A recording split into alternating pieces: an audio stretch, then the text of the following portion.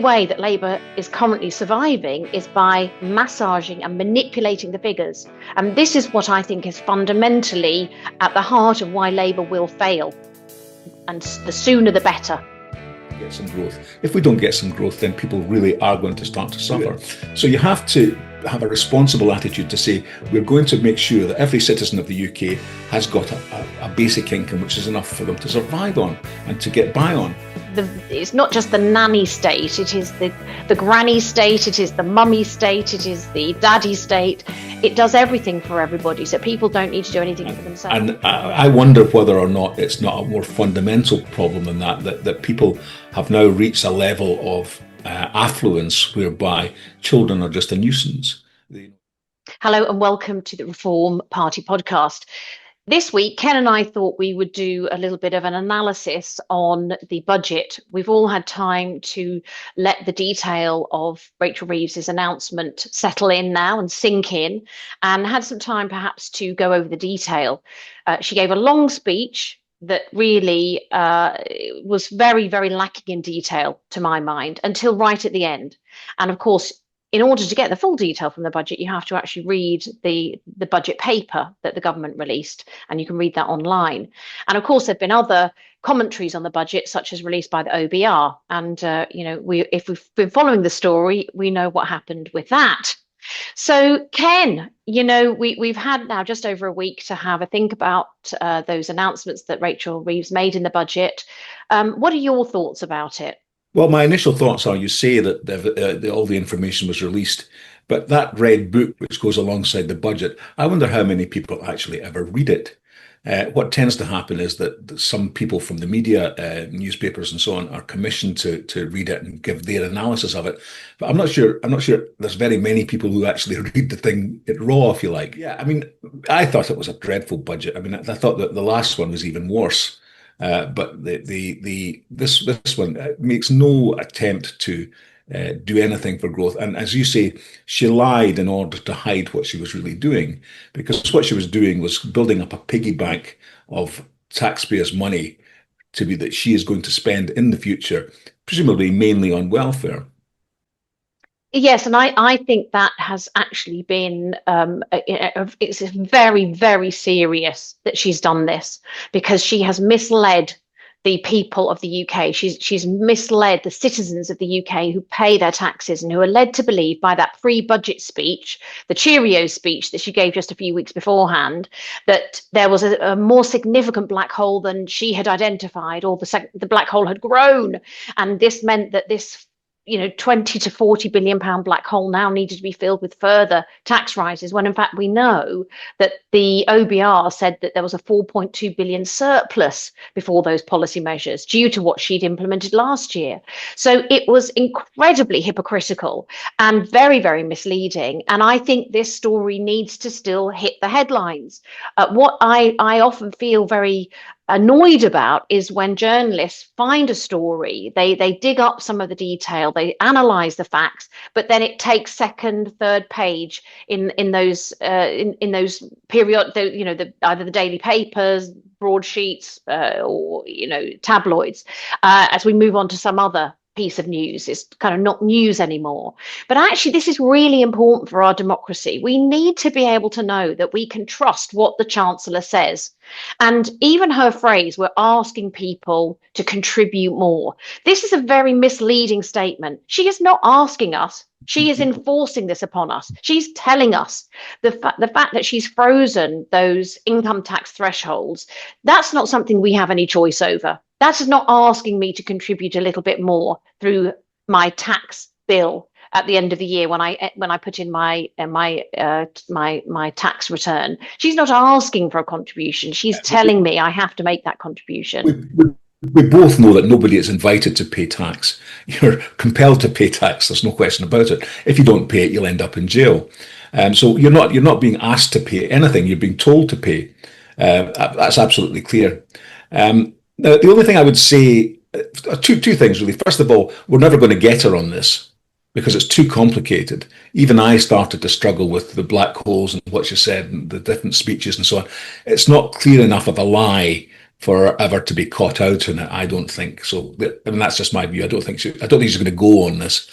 The other thing I would say is that I have a little bit of sympathy for her in terms of the Office of Budget Responsibility, because in my view, the OBR is completely useless. It comes up, as you say, with a prediction of 4.2 billion up 1 week and 3.9. And when you actually analyze their forecasts over the years, not one has been remotely correct. So what's the point of having a very expensive, because it costs millions, organization there to come up with predictions, economic predictions for the future, which never turn out to be true?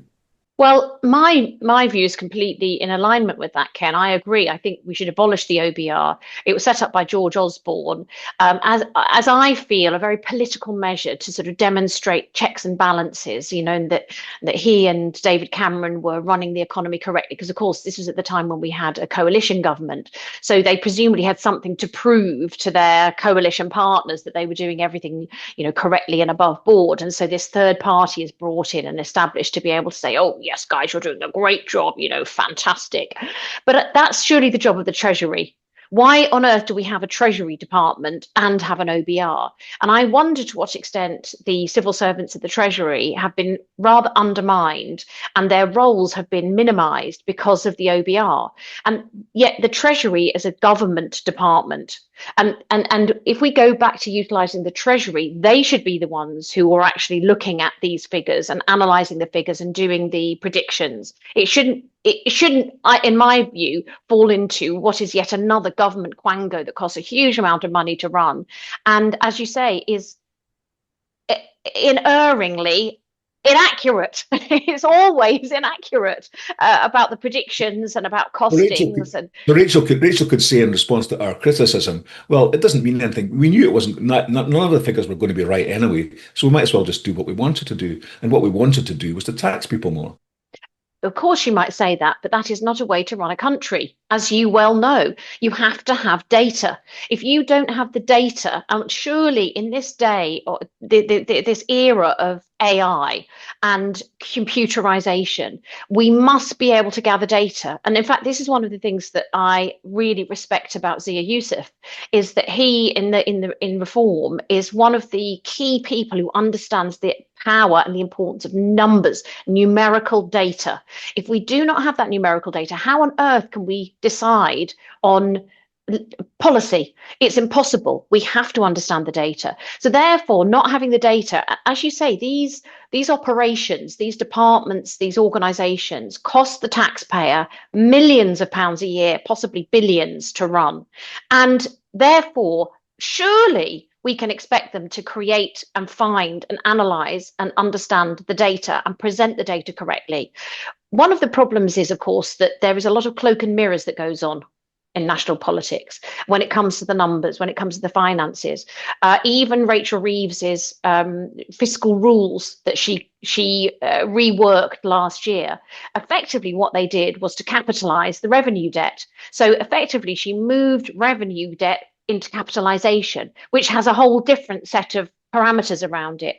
Now, that's very, very dangerous, because what we're basically saying is, oh, actually, we don't really have that debt anymore because we're now going to count that as investment. That's going on the balance sheet. So it doesn't kind of count anymore. It's not down to day-to-day spending. And it's these monkeying around with the fiscal rules and with the if you like, the organization of how the money is presented, which means that she can make black look white and white look black. And nobody really has any clue as to what's gone on. But this kind of magician's wand has been waved over the top hat. And yes, she's produced this rabbit out of the top hat. But yet actually that rabbit, if you took hold of it, there's nothing there. There is no rabbit in the hat. And for me, I just feel constantly that people are being misled. They're being lied to, and because the data is being manipulated and managed to such an extent that we don't actually see the truth. So when you say, you get confused by the figures and the numbers, that's the intention, Ken. The intention is not to have transparency. The intention is not to make this obvious so that the ordinary person in the street can understand it. Because if that was the case, they would have to go. The only way that Labour is currently surviving is by massaging and manipulating the figures. And this is what I think is fundamentally at the heart of why Labour will fail. And the sooner the better. Yeah, but it's not going to be very soon, is it? As I say, they're going to weather this bit. The other thing I was going to say about the budget was that, in my view, the way she's tried to increase tax is the absolute worst way she could do it. It'd be much better to have a flat rate increase in the rate of income tax rather than continually freezing these allowances. Because when you do that, it skews everything. It skews all the thresholds. It skews the relationship between taxation and welfare. It skews all sorts of things, and it's just a disaster, really. Well, you're absolutely right. I think the other issue is incentives. What incentive is there for somebody to work harder, to earn more money, to accept a promotion, to build their business when actually as soon as they because of inflation, of course, they're going to be hitting those perhaps the next band in the tax threshold. Why are they going to want to do that? And of course we see this with VAT as well. We see many small businesses bouncing along just right under that £90,000 VAT threshold because they know that as soon as they go into being vatable as a business, it's going to take up a modicum. It's not a huge amount of time now that we have Making Tax Digital, but nevertheless, it's going to take up some of their time understanding it, managing it, and if they've got a business where possibly they could benefit because they might reclaim more tax than they pay out. Even the benefit of reclaiming it sometimes doesn't make it worthwhile for them to do it. So consequently, they limit their turnover. So they limit it to maybe sort of 78, £80,000, £85,000 to be able to avoid having to register for VAT. Again, this has a lag effect on the economy. It's as you say, it's simply disincentivizing people to grow businesses, to do better for themselves and their family. And how on earth can she say that she wants to grow the economy? We hear these empty phrases from Rachel Reeves and Keir Starmer all the time. You know, our aim is growing the economy. We want to grow the economy. And I just think everything you do, though, is anti-growth. Why do you think they say this, Ken? What do you think they think it means? They think if they say it often enough and clearly enough, people will believe it. And frankly, and of course, they're wrong. I mean, if you were going to design a tax system from scratch, you wouldn't come up with anything like the one we've currently got. And when you analyze how we've got here in terms of the tax system, it's almost always pushed from the point of view of people wanting to help each other. So, in other words, so you say, well, we give people according to their needs. So you have then means testing. So we'll see if you've got any money. If you've got any money, then we're not going to give you this, or the tax thing's going to be different. And you know, and they go through a whole thing whereby they give people pensions.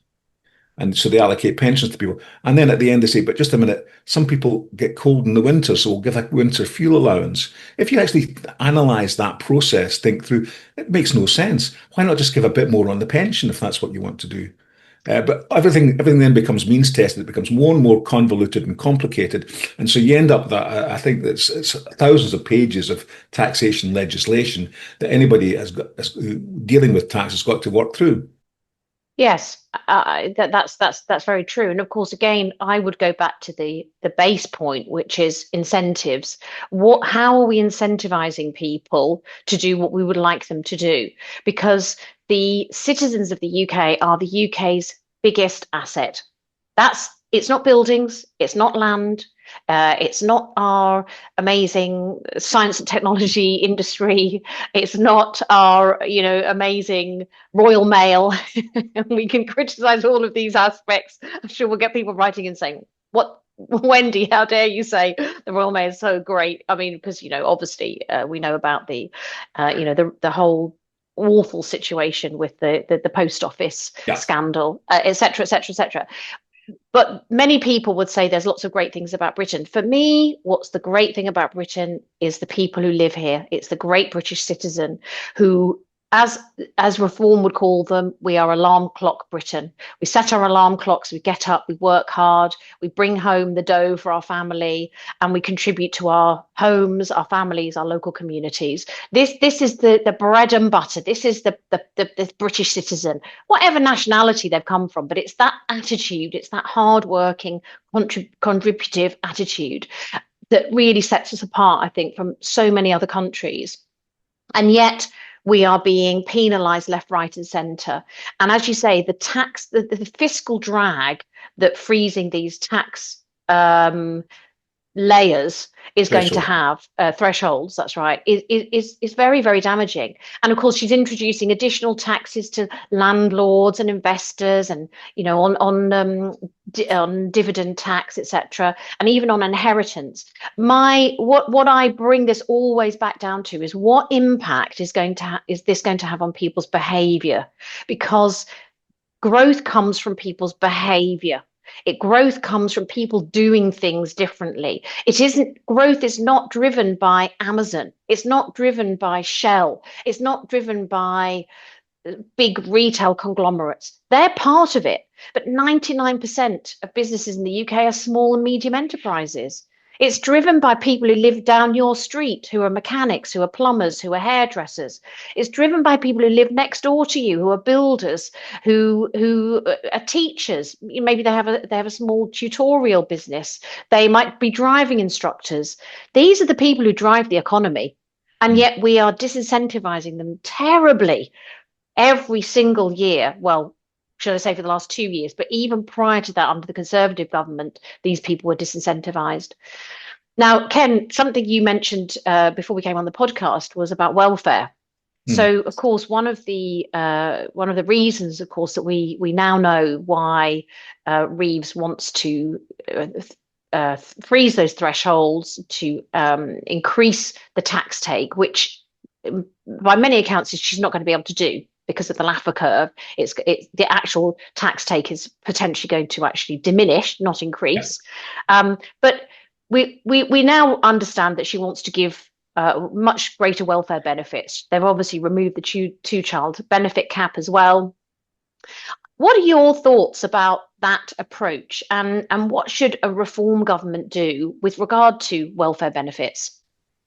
Well, that's a very difficult question to answer, isn't it? But you're right in saying that the freezing the tax thresholds is inextricably interlinked with this, because it does, as you say, affect how people actually operate. So, for example, I saw the other day that a family with 4 children, with a couple earning £70,000 a year, is actually as well off, will have the same income as the family if they went on to benefits, if they went on to universal credit.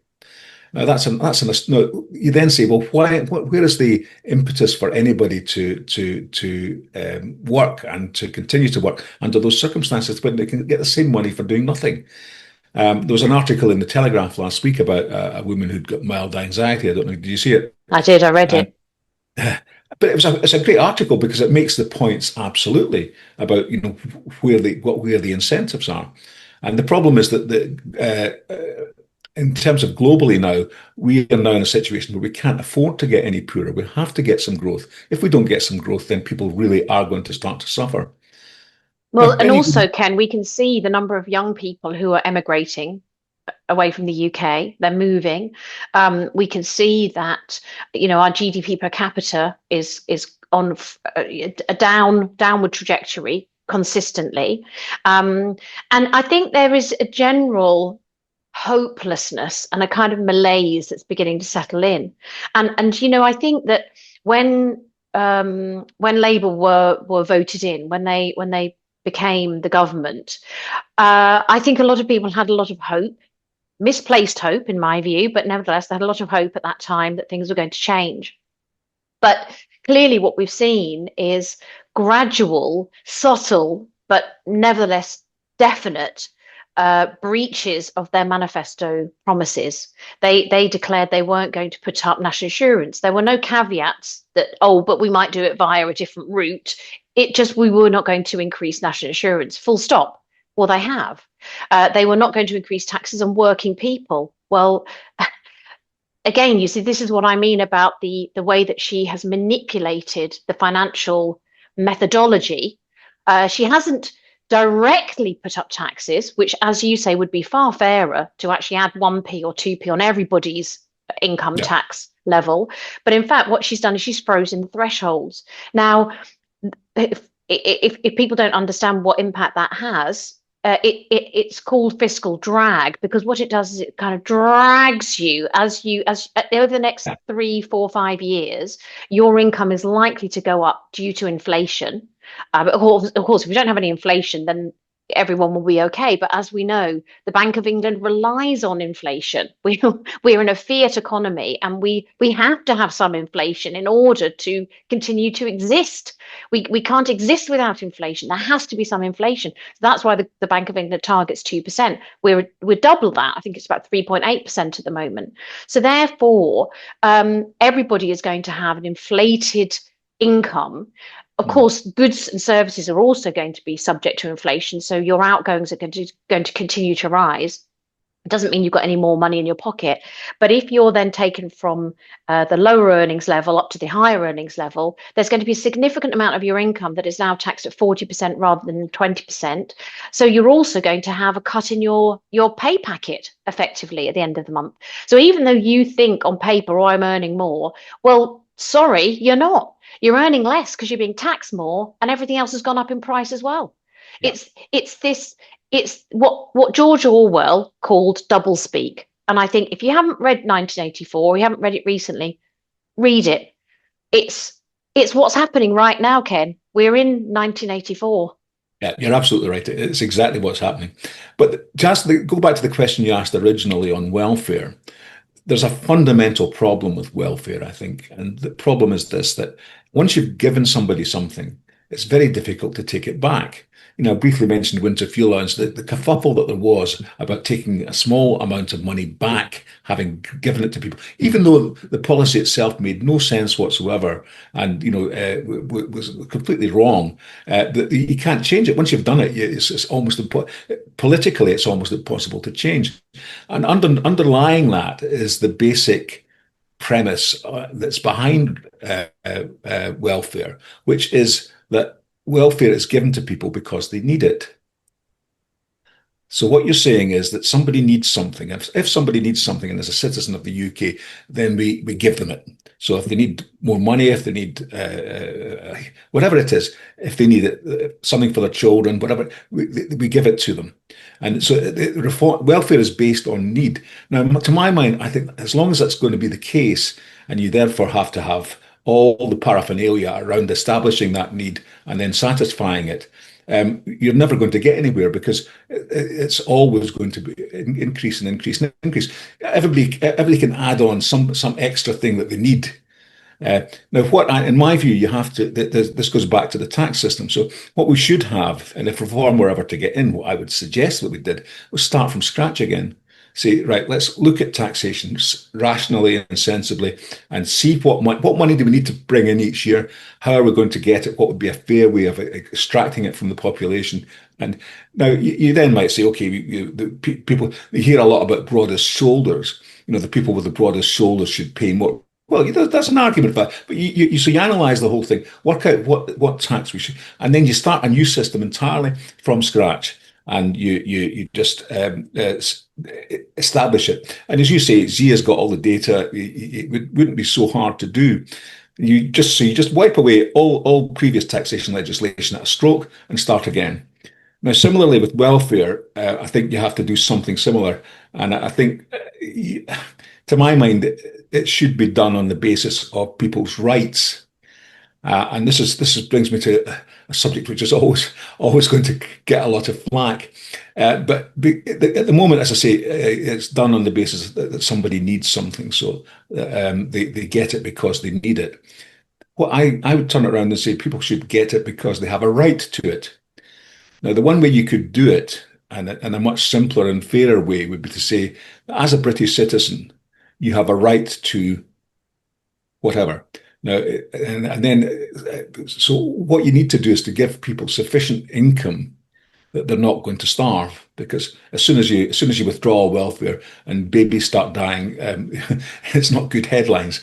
But so you have to give people and everybody a basic income that means that they have provides for their subsistence, that they their basic needs. Once you've done that, then you do nothing else. So you'd be Everything in else, favour of a universal basic income? correct. And I Interesting. know, I know that That is controversial, Ken. I know it is. It's for anybody, any sort of right-leaning libertarian type, it sounds like anathema until you actually start to think about it, because what it changes everything. People are being given something not because they need it, be given something because it's a right. They're right as a citizen, and that builds up citizenship, and the whole way that the thing is phrased, the thing is thought of changes because you're not Don't now. don't you don't you think though that as soon as we start talking about rights, we veer right into the dangerous territory, for example, of the Human Rights Act, and that's what we have at the moment, where illegal immigrants come to the country, they claim asylum, and if their asylum case is rejected by the court, they can try again and again and again until it's almost like whack-a-mole. Where can I hit? Which argument can I hit? Which human rights can I claim that's where the judge is going to go, yes, okay, we'll give you refugee status now. We'll agree to your asylum claim. That's the problem we've got at the moment, is that people are claiming human rights as being a reason to stay in this country and claim benefits. And I think that I think you're treading on very dangerous ground. But what would you say to that? Well, I would say that you've got to be realistic about how we get to where we want to be. Now, Labour have tied themselves in knots trying to do minor manipulation of the welfare budget in the last. Their MPs wouldn't even vote what were relatively just a slowing down of the increase in the amount of benefits being paid.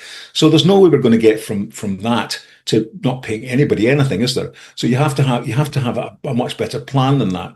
And as I say, it's so difficult to try and take away something that you've already given to people.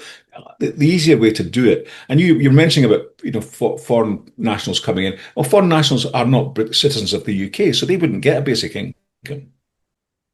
So, But no, I was talking about rights, though. If we're basing this on yeah, people's rights, well, the Human Rights Act does well, apply to we people do who away come with to the that. We UK. do away with that as well, though. Yes, okay, but then you talk about the language of rights, Mhm. and I think that to me seems like there's a bit of a Yeah. contrast, a bit of a conflict between What, those what I'm two what, philosophical positions. What I'm saying is, if you accept that we can't go from where we are to where we should be, which is everybody earning their own money and looking after themselves, you can't do that at a stroke, can you? You can't go from where we are now to there, because the newspaper headlines of, as I say, babies starving in the street, etc. Would just you just couldn't do it. So you have to have a responsible attitude to say we're going to make sure that every citizen of the UK has got a basic income which is enough for them to survive on and to get by on, and that's it. But that's it. There's no other welfare, no other means testing, no universal credit. You give them the basic income, and that's it. Now, the key to this is that, of course, that doesn't stop them if they want to go and work on top of that. That they can do so, and they keep their earnings. So there's no Yeah, I this is mean, I think it's an interesting model. I'm open to it. I'm open to thinking about it. My only fear, Ken, as we look down the annals of history, we can see that in the past, for example, under Margaret Thatcher, uh, her idea was that people would, again, the same approach that we in Reform hold, which is that the majority of people should get up, go to work, earn an income, be self-sufficient, make ends meet, even if it means you have to live a rather frugal existence. But that might only be temporary, because again, working hard, and self-education, learning, training, etc., etc.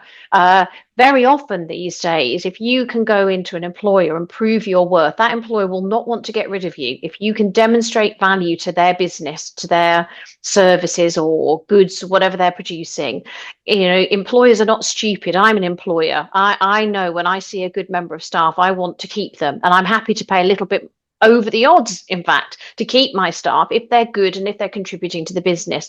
And I think most business owners would say exactly the same.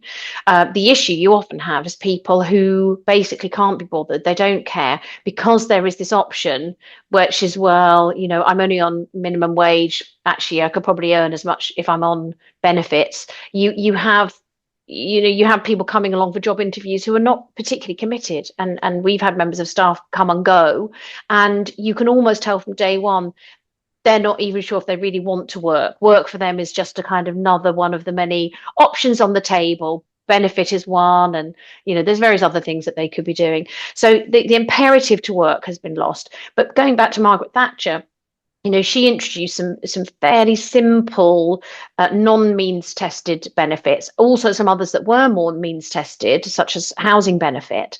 And the problem is what you see is more and more people making the case for why they should get these benefits. So while you say, oh, it should be a universal basic income to give people a sort of basic subsistence, the problem is you then get them saying, oh, but my child is disabled. Oh, but my aunt is living with me and she's got.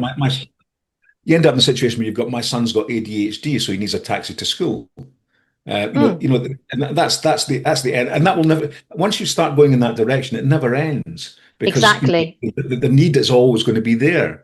What you have to, as I say, do is completely cut the connection between the income that you give to people and the need.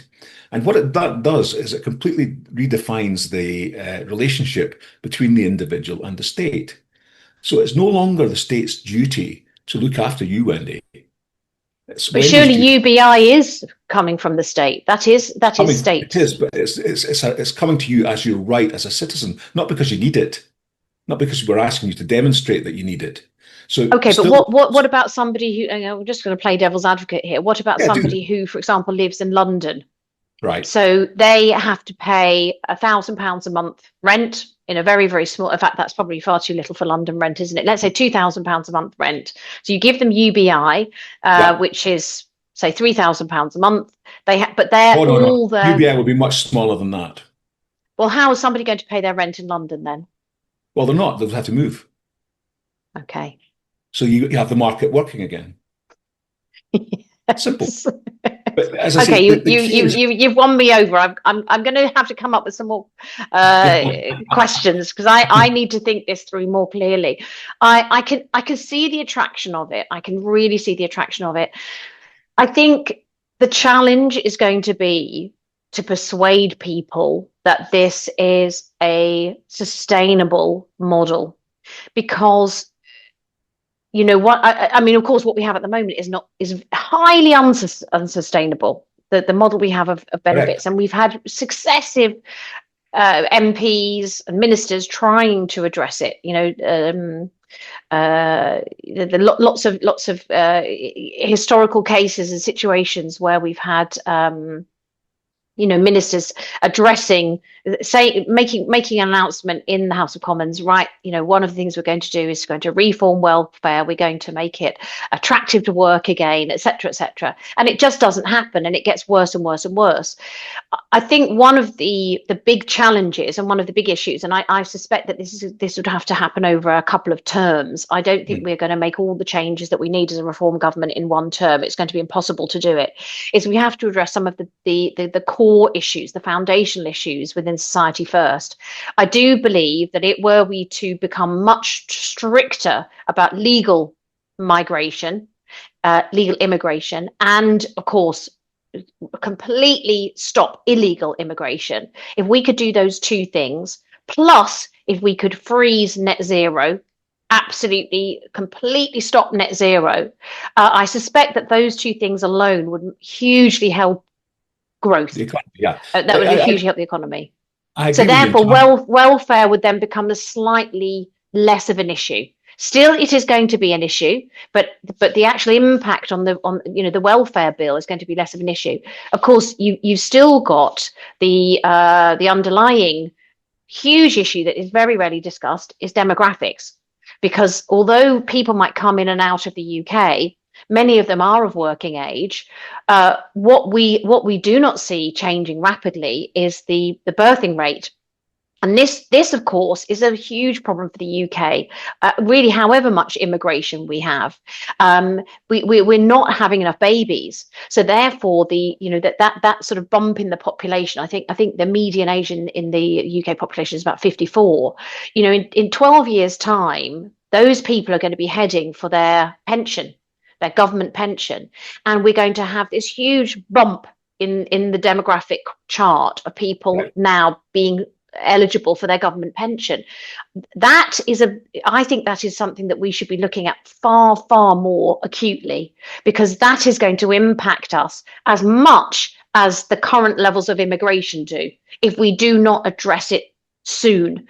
Again, because if you look at 30-year-olds who traditionally 20 and 30, perhaps early 40-year-olds might be having babies, they're not. They're leaving much, much later to have babies. And of course, the average size of the family is decreasing as well. And in fact, ironically, it is often only immigrant families who are continuing to have bigger families, to have more children. They're the ones who are contributing to slowing down that demographic decline. But we need to, the British citizens who are here now need to take on that mantle. So there needs to be, I believe, something much more fundamental also in terms of how do we encourage couples to have children. And there are different ways of doing that, but it's not necessarily about giving them stuff. People think that it's got to be done through giving people things, but that is actually not an incentive to having children, ironically. Well, there've been various people who've tried it all around the world in terms of encouraging an increased birth rate. None of them, I have to say, have been terribly successful. If you look at Correct. Hungary, for example, they've put all sorts of incentives into, and it hasn't really worked. No. And I wonder whether or not it's not a more fundamental problem than that people have now reached a level of affluence whereby children are just a nuisance. It's Ken, you're they're just. absolutely right. And this is what I'm going to throw into this controversial piece today, to say that we are too rich. Hmm. It's poverty that encourages birth rate Yeah, to go that's right. up. Any poor country that you look at in the world has more children than fewer. Next year, I'm going on a trip to Malawi. I support a charity in Malawi, and I've got the opportunity to go there for 10 days. And literally this morning, I booked my flights to go, and I'm going for 10 days to Malawi. Now, I think Malawi is the fourth poorest country in the world. The median age of the population is 19.7 years. 19.7 years of age. Isn't that incredible? That's Because fantastic.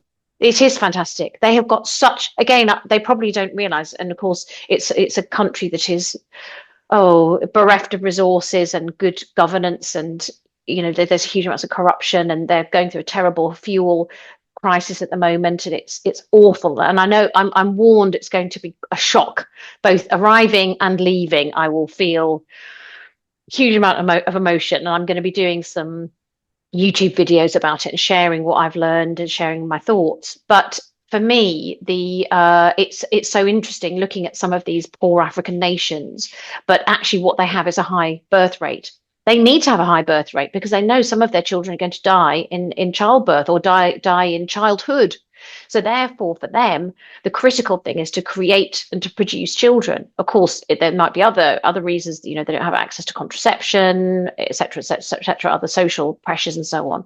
But you're absolutely right.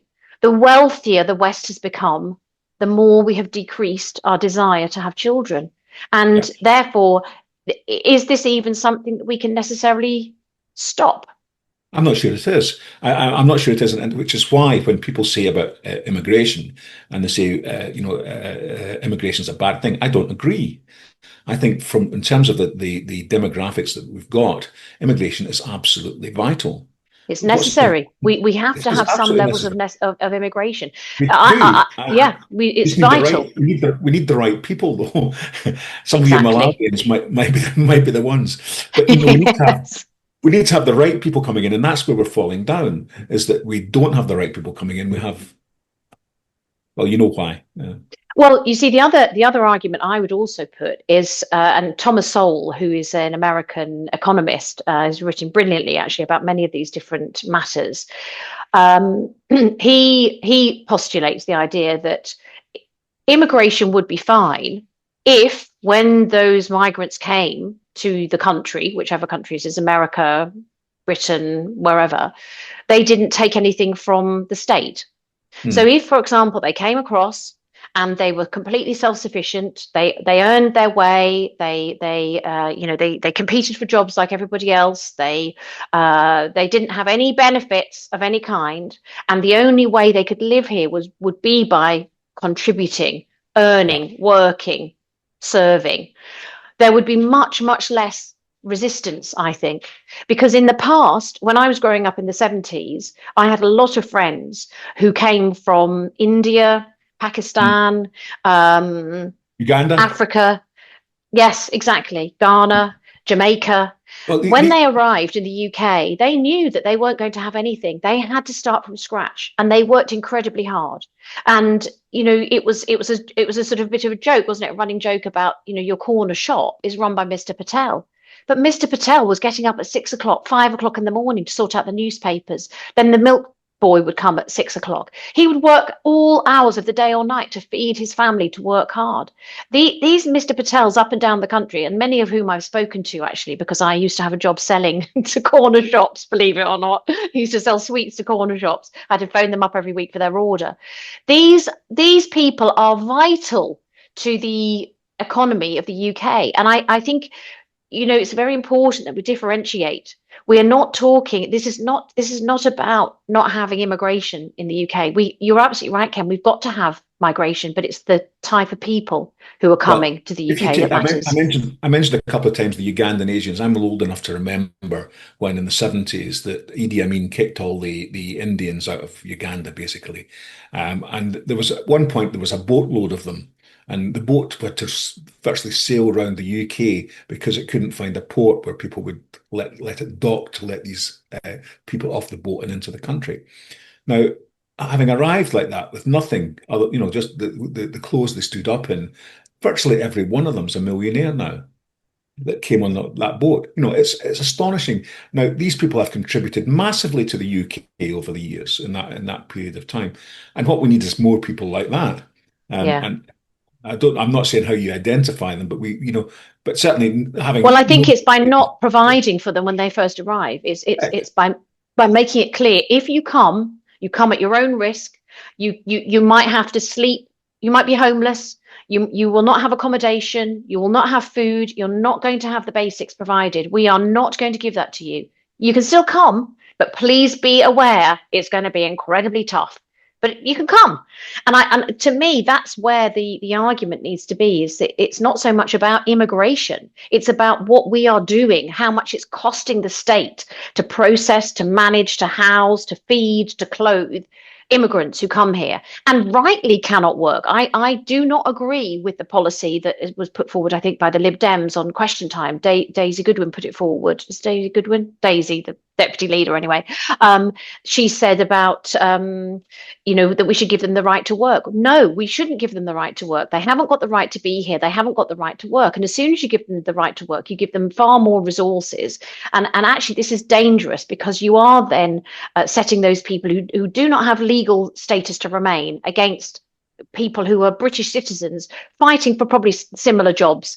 So I completely disagree that they should have the right to work here. But I think we have got to be much more resolute about illegal immigrants coming to the UK. As Zia said, we will deport them straight away. And I completely agree with that. They've come here illegally. There is no excuse for that. No. Legal migration, though, that system also needs to be tightened up. And let's face it, there's far more people who come to the UK through legal routes than illegal routes proportionately. I think it's something like 95% of people arrive legally as opposed to illegally. Well, that also is an area that, as you say, Ken, we need to be much more tight on and considered Yeah, about what are the kind of people that we need to have in the UK? How will they contribute to the economy? And many of those people, of course, come wishing to contribute to the economy. that's right. And we should encourage that bit. And this brings me back again to the citizenship thing. There should be everybody coming in as a migrant should have a path to UK citizenship. And UK citizenship should mean something. And one Yes. of the things it can mean is that if that you are have an entitlement to an income which the state pays you. Now, this again is not based on need. And this is the key bit of it, that it absolutely turns on its head the whole of the equality agenda, the whole of the I need something, therefore the state will provide it. That mindset will completely go. And as I say, I keep bringing it back to this point because I do want to get this uh, citizens' basic income thing notion underway. Now, I know that it would take a huge amount of work to get it up to speed and to work out all the detail. But I think that's something that we should be. I think it's something we should be starting to think about. What disincentives do you think that provides, though, or incentives, one or the other?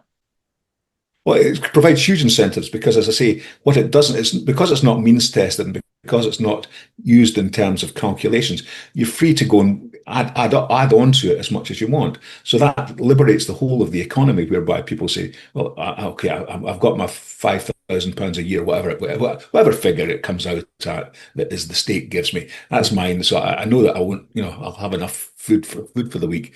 Now, then it's up to me to go and make what I will of my life. So I go and get a job and it would completely transform the economy from the ground up, I think. I think it's a very interesting idea. Yes, so effectively, you would have some people who would probably live very frugally and live on that basic income, Correct. and maybe live in parts of the UK where housing was a little bit cheaper, more Correct. affordable, and so on. Yep. But then you would have other people who would say, "Well, that isn't enough for me. It's fine as a little kind of bit of pocket money, but actually, I want to earn mega bucks, so I'm going to go out and start my own business or do something. And actually, Yeah. I want to live in central London." Yeah, that's right. So And it would encourage a lot of movement across the UK, which again I think is a very good thing. But what about housing? How do you see that impacting on how, housing? housing's easy because you don't have any social housing. You just have a proper market in housing, which we've never had for as far as in my lifetime, I don't think, whereby people pay to live in whatever house they want to. So therefore, as you say, the person doesn't want to add on to their citizens' basic income can stay in a cave or a shack or wherever they want. That's up to them. But that the state should not be involved in people's relationships with their housing, I don't think. I completely agree with that. And actually then what we would have to do, of course, is to release some of the regulations around the private rental sector. We'd have to enable investors to come back in and buy property and rent them out. Of course, that would bring down rent significantly. I also feel that in terms of building, one of the things, of course, that holds builders back. There's a number of issues that hold builders back, but I would like to see far more local builders buying local land and building local housing for local people. And of course, one of the reasons why they don't do this is because of planning, because of regulation, because of building regs, because of targets, because of SIL payments, Section 106 payments, the extra taxation that they're required to pay. This is, again, going back to incentives, it's a massive disincentive for a local builder. And this is why, if anybody who's listened to the podcast, look around your local community and see where have new houses been built. I bet there are very few in local areas or little plots of land. It tends to be bigger builders who can secure 10, 15, 20 acres of land. They can then get the planning permission on it. They do their deal with the local council in terms of affordable housing, and then those houses get built. And of course, you see the changing kind of countryside, I suppose, of the UK because of this. I mean, obviously, we need more housing, so there's always a trade-off, and that's the trade-off. But actually, there are lots and lots of smaller plots of land where you could build a couple of houses, 2 or 3 houses. But why would you? Why would you as a local builder? There are parts of the country where the cost of building that house is more than you could sell it for. Why on earth would you go down that route? And the reason why the costs are so high, it's partly labour, again, minimum wage, not market based. It's partly resources. Now that's something that, again, I suspect is partly the resources. For example, just buying brick prices have gone up, plasterboard prices have gone up, plaster's gone up. All of these prices have gone up due to inflation, and there are various different influences that influence that inflationary push. But of course, regulation is one of them. And the other thing is, of course, because local builders will have to adhere to the same set of regulations and guidelines that a national or big builder does, they are effectively put out of the market. So these incentives for people to build, these incentives for people to buy property and rent them out, are less and less and less and less because of what the government is doing. So the opportunity for people to move, to buy a house, to rent a new house, to swap their £1,000 a month rent to a £600 a month rent, they are few and far between. So at the same time, I think, Ken, that your strategy would need to also identify and address those other knock-on effects that we could have, because otherwise you're still going to have the headline, baby dying in street. And it's not down to the fact that people don't have the UBI, it's due to the fact they haven't got somewhere to live. There are tweaks to CBI that you have to do in order to make it work, I think. For example, the obvious one is, well, CBI is so unfair because what about the person who's seriously disabled, who can't work? Who are you really saying you're going to give them this very meager basic income for the rest of their lives, and they've got extra needs that other people don't have that they need to fulfill. So there probably has to be a graduated system whereby certain people who have got special needs like that will get more of an income. So but you do it as, again, it's their right as a disabled citizen of the UK to get that. It's not because they need it. It's because that's what they get as a right. And then you go into things like children. Now, do children get it? Well, yes, because they don't get the full rate, but you could perhaps they get half a rate for each child, which is given to their parents to use, and that then goes to pay for their education. So that you were asking about how you encourage people to have more children. Well, that's one possibility, is to play around with the rates like that. To you could say they get a full rate. So, that's a big incentive to have children. So there's all sorts of ways that you can play around with the system like that. There's also other things you can do. For example, you can make it that the child, supposing you decide that the child gets half an income per child, then when they get to 18, they have a choice. They can either do some kind of service, some kind of national, I'm not saying going in the army, but some kind of national service of some sort for a year, for example. And this is done in Switzerland, for example, whereby you say in order to upgrade your citizenship, to get full citizenship, you have to do this year's service. And again, it seems to me that makes a much better statement of the relationship between the citizen and the state than what we've currently got. Well, I certainly think whatever we do, that we have to change what we've currently got. What we know is what we have currently got is absolutely not working. It's making Great Britain poorer.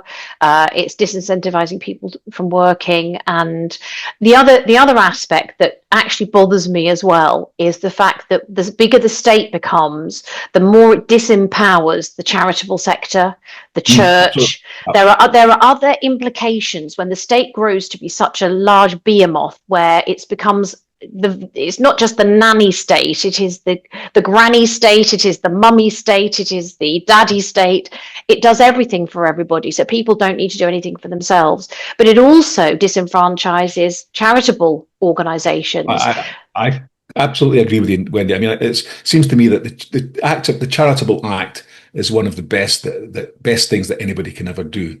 So selflessly, somebody's giving money to somebody else, and somebody's receiving that money. That's a fantastic act. Now, what of course the state says is, well, we don't want people to have any needs. The state will satisfy all the needs, so therefore, there's no need for the charities to do it. And now, if you go looking for a charity to give money to, it's impossible to find one. at least one that's not already been funded by the state and had got Exactly. all the things skewed. So it's the one I used to do RNLI because it was the only charity I could find which didn't take government money. Mm. And That's all I changed. suppose I fell through a bit, but yeah, And yes, and I think that actually we would see a renewal and a resurgence in charitable giving. yeah, Charities, of course, as we know, you can go and have a look at their statement of accounts to see what proportion of the income is spent on administration. That's sometimes a kind of objection that people might give to, oh, they spend too much on admin. Well, actually, compared to what the state spends on admin, compared to what the DWP spends on administering the benefits system, it's absolutely minuscule mm, percentage wise. So giving to charity is a much more effective way of helping people who are disabled, poor, have other problems, have specific needs or specific challenges in their life, because often those charities are set up specifically for that cause, yeah. and therefore if you have got a heart to help those people, you can still do it. And I think that that's where I just see this over the last 15, 20 years, that the charity sector has become less and less important and valuable in our society, but yet actually it plays an incredibly important role. Mm. Yeah, I mean, they're basically glorified quangos now. And it just doesn't, it's not what it should be. And if you go back, as I say, looking at, even if you look in America, whereby the state is less of less controlling than it is here, the charitable sector in the States is far greater than ours. I mean, Yes. it's seen as being a good thing to do, and it is a good thing to do. But people should be doing it for themselves. But when the state takes 40% of your income from you before you get it and decides how it's going to distribute it, then you haven't got much money left Correct. to make your own decisions. Correct. So yeah, Well, Ken, I think we've done, we started off talking about the budget. We started off doing a little bit of analysis of the budget and looking at that and looking at some of the other issues that have come out from that. And I think it's actually ended in a very interesting discussion. Certainly food for thought. well, as I say, let's see if anybody else is interested in my ideas. But it's. I think once you start to think it through, the key to it is this, as I say, is this the relationship between citizen and state. And as long as we have the relationship where it is now, where it's the state's duty and responsibility to look after all its citizens, to look after the welfare. I mean, the NHS is one of the classic examples of how this is going about. Once you have that mindset, it's very difficult to break out of it. But unless we break out of it, we're going to go bust. Yeah, absolutely. Well, it's a salutary thought to end on, but a very important one, very meaningful. Ken, it's been great to discuss it with you today. Thank you so much for your time. And of course, as ever, if you're listening or watching this podcast and you've got some thoughts about UBI, what do you think about it? Do you think it's a great idea or a terrible idea? Please let us know. We'd also love to know your ideas for topics or guests or ideas for the podcast. How can we make this a podcast that reflects your views, your interests, with something which highlights the work of the Reform Party UK, but also wider political issues that are facing us, both here in the UK and, of course, across the world. We'd love to hear from you, so please do get in touch. And thanks very much for listening and watching.